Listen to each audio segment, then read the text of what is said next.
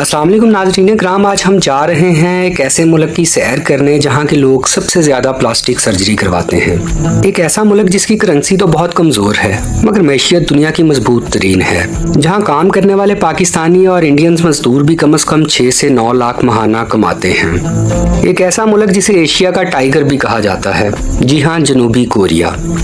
नाज़रीन कराम, यहाँ पाकिस्तानी क्या काम करते हैं और इस मुल्क का वीज़ा प्रोसेस क्या है, विजिट वीज़ा के लिए कितनी बैंक स्टेटमेंट और कैश होना चाहिए, ये सब और बहुत कुछ देखे सुने और जानेंगे हम अपनी आज की इस वीडियो में। तो अगर आप मेरे इस चैनल आरजे स्टोरी टेलर पर नए हैं तो इसे सब्सक्राइब कर लें और बेल आइकन को प्रेस कर लें ताकि आप भी मेरे साथ साथ दुनिया के तमाम ममालिक की सैर कर सकें और उनकी तारीख जुग्राफिया से बाखबर हो सकें। तो चलते हैं जनूबी कोरिया के एक दिलकश और यादगार सफ़र पर। इस मुल्क का ऑफिशियल नाम रिपब्लिक ऑफ कोरिया है। साउथ कोरिया का कुल रकबा 1 लाख मुरब्बा किलोमीटर है और ये रकबे के लिहाज से दुनिया के 107वें नंबर पे आता है। और इस मुल्क की कुल आबादी 5 करोड़ 50 लाख है, जो कि आबादी के लिहाज से दुनिया के 29वें नंबर पर आता है। अगर इस मुल्क के बॉर्डर्स की बात करें तो एक तरफ नॉर्थ कोरिया और इसके अलावा 3 अतराफ में समुंदर वाक़या है, जिसमें योलो सी, चाइना सी और जापान सी वाक़या है। नाज़रीन कराम, इस मुल्क में बोली जाने वाली जुबान हंगोल है और लफ्ज़ कोरिया का मतलब है आला और वाज़िया। दुनिया में सबसे ज़्यादा प्लास्टिक सर्जरी इस मुल्क की औरतें करवाती हैं, जिसकी शरह यह है कि हर 3 में से 1 खातून यहाँ प्लास्टिक सर्जरी करवाती है। इस मुल्क के 85% लोग शहरों जबकि 15% गाँव में आबाद हैं। इस मुल्क का दारुल हुकूमत सियोल है, जिसे यहाँ मुल्क का टेक्निकल कैपिटल सिटी भी कहा जाता है। ये दुनिया का दूसरा बड़ा मेट्रोपॉलिटन शहर है और फोर्ब्स की एक रिपोर्ट के मुताबिक ये दुनिया का 8वां सबसे अमीर शहर है। नाज़रीन कराम, किसी वक्त में पाकिस्तान और इंडिया की तरह नॉर्थ कोरिया और साउथ कोरिया भी दोनों एक ही मुल्क थे। 1948 ये दोनों अलग हो गए और आज ये भी एक दूसरे के सबसे बड़े दुश्मन बन गए हैं। इस पार्टीशन की बड़ी वजह चीन, रूस, अमेरिका और जापान है। ये बात 1904 की है। जापान ने जब रूस और चाइना को शिकस्त देकर मुत्तहदा कोरिया पर कब्जा कर लिया। ये कब्जा 1945 तक जापान के पास रहा। 1945 में एटमी हमले के बाद जापान इस मुल्क से निकल गया और जापान के जाते ही रूस और अमेरिका ने कोरिया पर कब्जे की कोशिशें शुरू कर दी। इन दोनों ममालिक ने जंग की बजाय टेबल टॉक की और फैसला ये हुआ कि कोरिया का एक हिस्सा रूस रख ले और दूसरा हिस्सा अमेरिका रख ले। इस वक्त अमेरिका के प्रेसिडेंट रोजवेल्ट और सोवियत यूनियन के हेड जोसेफ स्टेलिन थे। दोनों सुपर पावर्स ने इस मुल्क को बाहमी इत्तफाक से आपस में बांट लिया और यहाँ अपने अपने लीडर्स तैनात कर दिए। लेकिन जल्द ही इन दोनों हुक्मरानों के आपस में इख्तलाफात पैदा हो गए और 1950 में कोरिया वार का आगाज हो गया और आज तक ये दुश्मनी खत्म ना हो सकी। तो नाज़रीन कराम, ये थी वजह 2 भाइयों के आपस में लड़ने की। नाज़रीन कराम, साउथ कोरिया टेक्नोलॉजी में बहुत आगे निकल चुका है। इस बात का अंदाज़ा आप यहाँ से लगा लें कि 2012 में जेल में कैद कैदियों की हिफाजत के लिए जनूबी कोरिया ने ही पहला रोबोट गार्ड बनाया। इसके अलावा होंडाई मोटर्स और किया मोटर्स, ये दोनों कंपनीज भी साउथ कोरिया की हैं, जो आज भी टोयोटा और होंडा के मुकाबले पर पूरे कद काठ के साथ खड़ी हैं। ये मुल्क दुनिया की बड़ी बड़ी कंपनियों और टेक्नोलॉजी का गढ़ है। प्यारे दोस्तों, आपको बताते चलें कि सैमसंग कंपनी भी साउथ कोरिया की है और ये 60 अरब डॉलर का सालाना बिजनेस करती है। इसके अलावा LG कंपनी भी यहीं बनाई गई।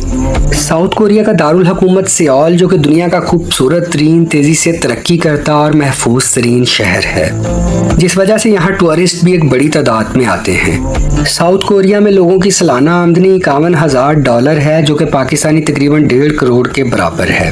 कोरिया की करेंसी कोरिया वॉन है।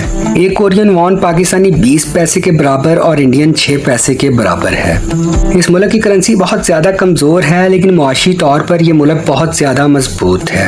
इस मुल्क की GDP 1.70 ट्रिलियन डॉलर है और ये दुनिया की 14वीं मजबूत तरीन जबकि एशिया की 4थी बड़ी मैशियत है।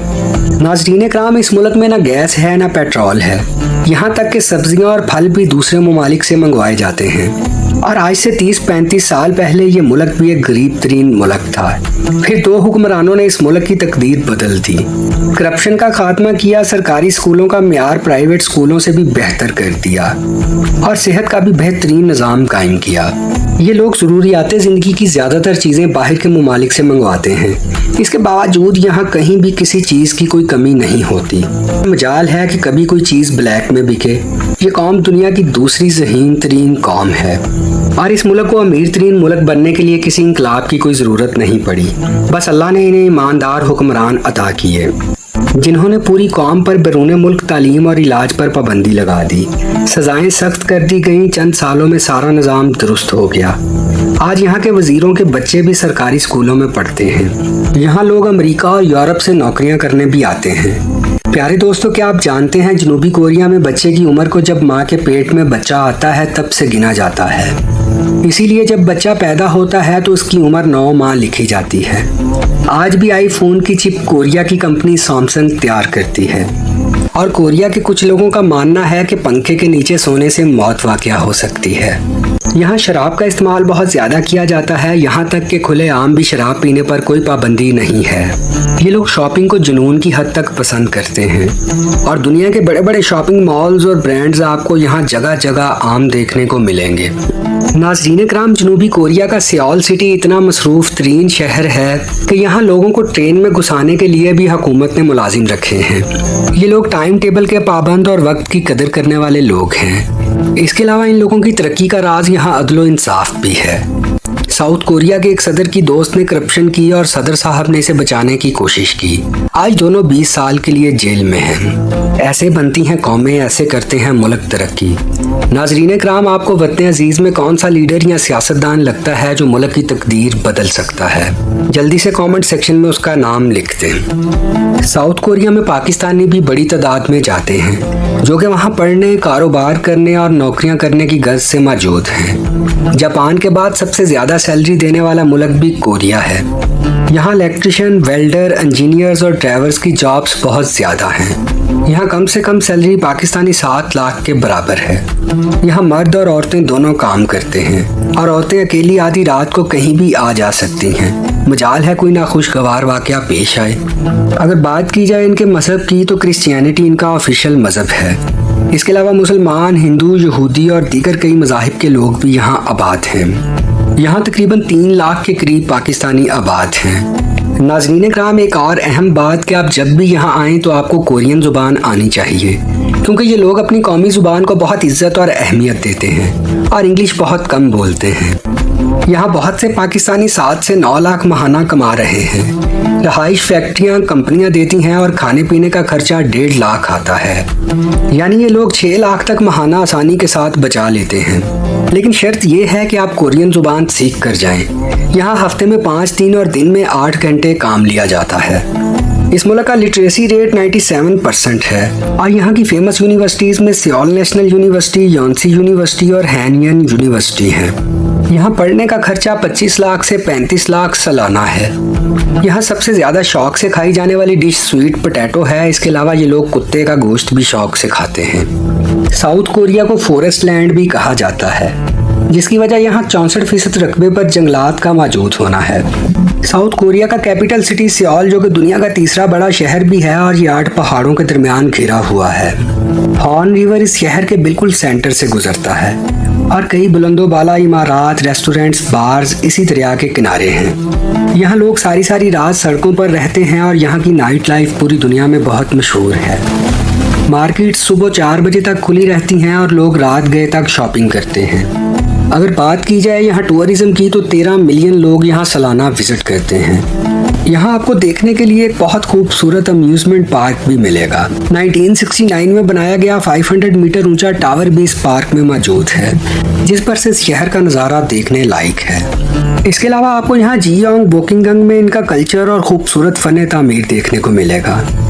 इसके अलावा इनके गांव भी नहायत खूबसूरत और साफ़ सुथरे हैं जो यहाँ के कल्चर की अक्कासी करते हैं। नाज़रीन कराम, आप जब भी जनूबी कोरिया आएँ तो बीच ट्रेन पर ट्रैवल ज़रूर करें। ये आपको समंदर के खूबसूरत मनाजिर दिखाएगी। इसके अलावा आप यहाँ बोसन सिटी को विज़िट करें। यहाँ समंदर और साहिल का दिलकश मंजर आपको देखने को मिलेगा। यहाँ ट्रांसपोर्ट का भी नहायत शानदार इंतज़ाम है। ट्रेन, बसें, टैक्सी हर जगह बआसानी मिल जाती हैं। नाज़रीन कराम, ये थी हमारी आज की वीडियो।